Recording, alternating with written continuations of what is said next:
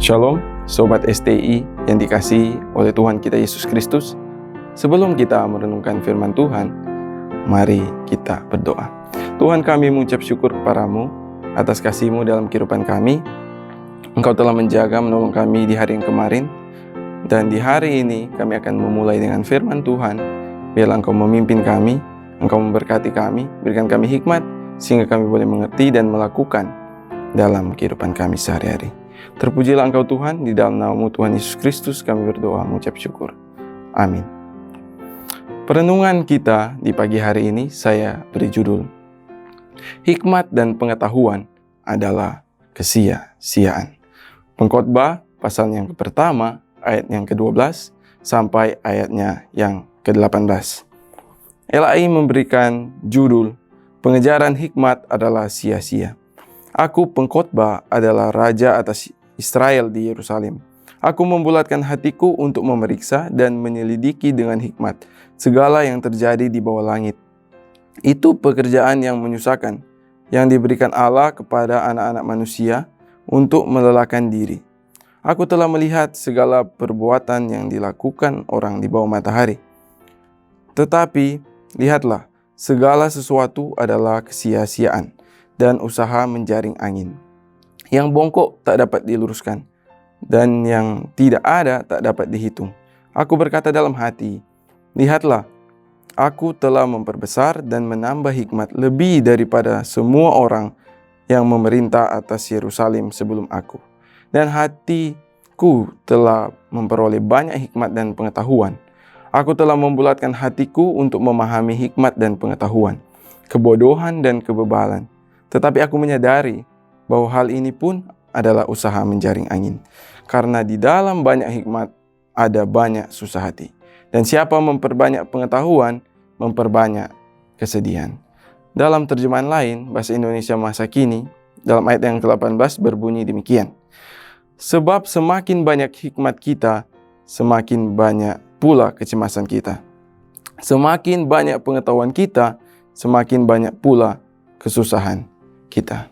Sobat STI yang dikasihi oleh Tuhan, statement-statement dunia saat ini menyuruh kita untuk belajar. Tuntutlah ilmu setinggi langit. Belajarlah sampai ke negeri Cina.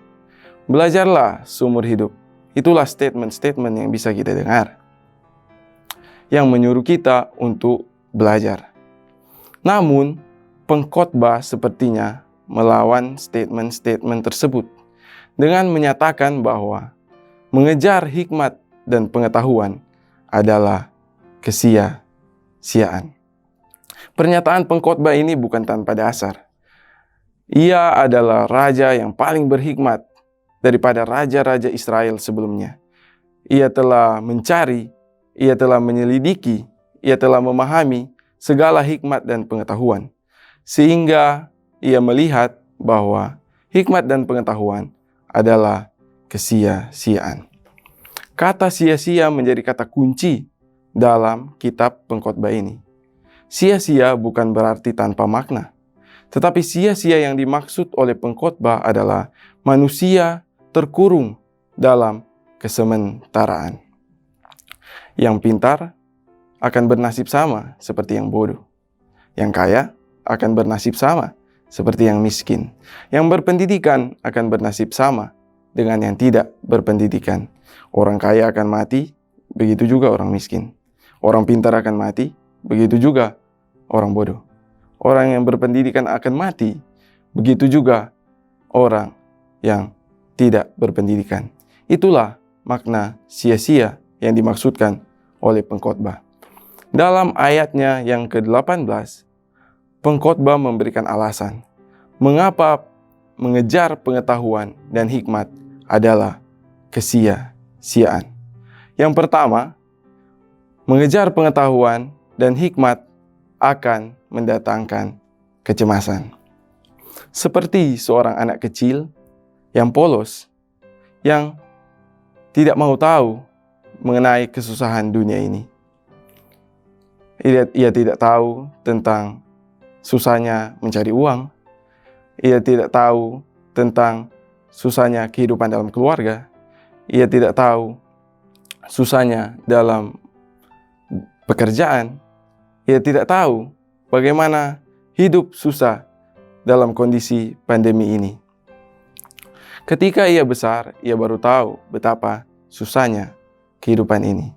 Mengejar hikmat dan pengetahuan mendatangkan kecemasan. Yang kedua, mengejar hikmat dan pengetahuan mendatangkan kesusahan atau sengsara. Berapa lama waktu yang kita perlukan untuk belajar? Berapa lama waktu yang kita habiskan untuk belajar? Berapa banyak kesempatan yang kita lewatkan demi belajar? Berapa banyak kesenangan yang kita korbankan demi untuk belajar? Berapa banyak buku yang harus kita baca? Berapa waktu yang kita harus habiskan di depan kursi perkuliahan? Berapa banyak tugas yang sulit yang harus kita kerjakan? Proses belajar sungguh menyakitkan. Itu yang dimaksud oleh pengkhotbah. Apakah kita tidak perlu belajar? Apakah kita tidak harus belajar? Bukan itu yang dimaksudkan oleh pengkhotbah.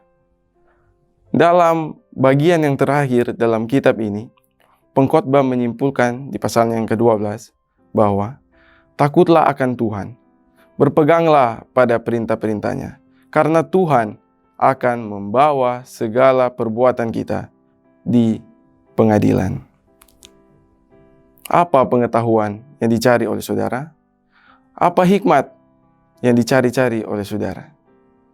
Carilah pengetahuan akan Tuhan. Carilah pengetahuan akan Yesus Kristus. Amin firman Tuhan. Tuhan memberkati kita semua. Shalom.